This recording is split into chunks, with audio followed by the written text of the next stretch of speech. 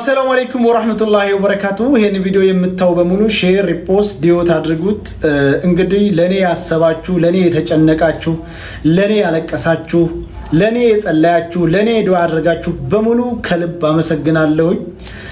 እንግዲህ ሁላችሁም እንደምታውቁት የኤሚሬት መንግስት ወደ አቡዳቢ ጀዋዛት ቢሮ ጠርቶኝ በአምስት ቀን ውስጥ አገራቸው ለቅቄ እንደወጣ ማስጠንቀቂያ ሰጥተው ነበር። በነገራችን ላይ የአምስት ቀን የጊዜ ገደብ የተሰጠሁት ስፖንሰሬ ኔጋ ስለሄደ ስፖንሰሬ ኃላፊነቱን ወስዳለሁ ብሎ ስለፈረመ ነው እንጂ አይኔ ኃላፊነቱን አልወስድም ቢል ኑሮ የዛኑ ሰዓት ቆፍድደው እስር ቤት አስገብተው ወደ አገር ነበር የሚያሳፍሩኝ። ስፖንሰሬ ሼህ ሰይድ ወይም ሰይድ ሁሴን ከልብ አመሰግናለሁ። ይሄን ቪዲዮ የምታዩ ሁሉ እንድታመሰግኑልኝ በክብር ጠይቃለሁ። እውነት ለመናገር ሼህ ሰይድ አሁን ብቻ ሳይሆን ኢትዮጵያን ባለው ሰዓት ድጋፍ አድርገው ከዛም ደግሞ ወደ ኢማራት ሙሉ ወጪን ሸፍኖ እዝም መጥቼ ስራ እንዳመቻች ያደረገኝ እሱ ነው። ሁላችሁም እኔ እዛ እንዳለሁኝ የመጣችሁም ሆነ በኦንላይን እንደምትጠልቡት እየሄዳችሁ ልብስን እየገዛችሁ አበረታቷቸው ላለሁኝ። በመቀጠል እህቴ ሙኒት እውነት ለመናገር ሙኒት እህት አለኝ በቃ እህቴ ያልሞተችም እንድል ነው ያደረገች። ከሁሉም በሆነ ታይም ስልኬ ዝግ ሆኖ ሳገኛት የልቧን ትርታ የሰውነቷን መንቀጥቀጥ ሳይ እውነትም የኔ እህት ትዝ አለችኝ እና ሙኒት አመሰግናለሁ። ይሄ ብቻ አይደለም፣ ቢሮ አይደን ተቀምጠን ትኬት ስናፈላልግ ልጅቷ ደውላ ቢዝነስ ክላስ ነው 10,000 ድርሃም አሉ ሲሏት ቁረጭው አለቻት። የዛን ጊዜ እኔ ሰውነቴ ውርር ነው ያደረገኝ። ለምን ትውውቅ የለን ኮንታት የለን እንደው አንድ ቀን እንኳን በአካል አልተገናኘን እና እንደዚህ ስታደርግ በጣም ነው ስሜታዊ የሆንኩት። አመሰግናለሁ። እነ ጆከርም ደግሞ ባሉበት ሆነው መሄድበትን ቦታ ሲያምቻቹልኝ ነበር በሐሳባቸው በገንዘባቸው። እነ ማሜ ባለከይዘራ ወንድሜ ከአንዱ ቦታ አንዱ ቦታ ይዞኝ እየዞረ በሐሳቡም በገንዘቡም እነ ሚካማራው እነ መኩፋኖ ስፍር ቁጥር በስም ጠርቼ የማልዘልቃቸው እህት ወንድሞቼ ከጎኔ ቆመው ለኔ ሲያስቡ ሲጨነቁ ነበር። በጣም አድርጌ አመሰግናለሁኝ። እነ መክያና እነ ቃል ደብረ ወርቅ ደግሞ ቤት ድረስ መጥተው ከዛ አጅበው ኤርፖርት ድረስ እያጽናኑ አይዞ ብለው የእህትነት ስሜት እንዲሰማኝ አድርገው እውነት አንድ ቀን ያገኘኋቸው የመሰለኝ አንድ ቀን ሳይሆን በቃ አብሬያቸው ኖርኩ ነው የመሰለኝ በዛ ታይም ላይ እና ኤርፖርት ድረስ መጥተው ሲሸኙኝ የተሰማኝ ስሜት በጣም ከባድ ነው። ከዛ ደግሞ መጥቼ ሄድኩበት ሀገር አቀባበል ያደረጉልኝ ወንድሞቼ እና አባት ሀገር አማራ አበባ ጉንጉን ይዘው ተቀብለውኛል። ያ ደግሞ በጣም ከበድ ያለ ነው።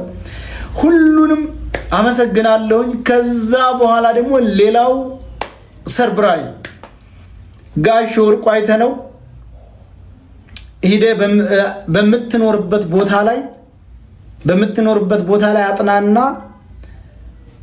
የራስን ቢዝነስ የምትሰራበት ገንዘብ እሰጣለሁ ብለው ቃል ገብተውልኛል። እንግዲህ የምኖርበትን ቋሚ ቦታያን ካምቻቸው በኋላ በራሴ የምሰራበት የራሴን ቢዝነስ የማንቀሳቀስበት ገንዘብ ድጋፍ እናደርግልሃለን ብለውኛል። ጋሽ ወርቁ በየችግር ጊዜ የሚገኙ በጣም ምርጥ የአማራነት ስሜት ያላቸው በጣም ጥሩ ሰው ናቸው። እኔ ብቻ ደም ተዛቀደም አይታችኋል። ለታኩርም ለማይታወቁ ለብዙ ወገኖቻቸው በከፍተኛ ነገር ድጋፍ የሚያደርጉ ናቸው። እኔንም አጽናንተው አብሽር ብለው በተረጋጋህበት ሀገር ላይ እንትን አድርገህ የሚበቃህን ያክል እንትን አድርገህ ቢዝነስ የምትከፍትበት ገንዘብ ከኔ አለ ብለውኛል። በጣም አድርጌ አመሰግናለሁ።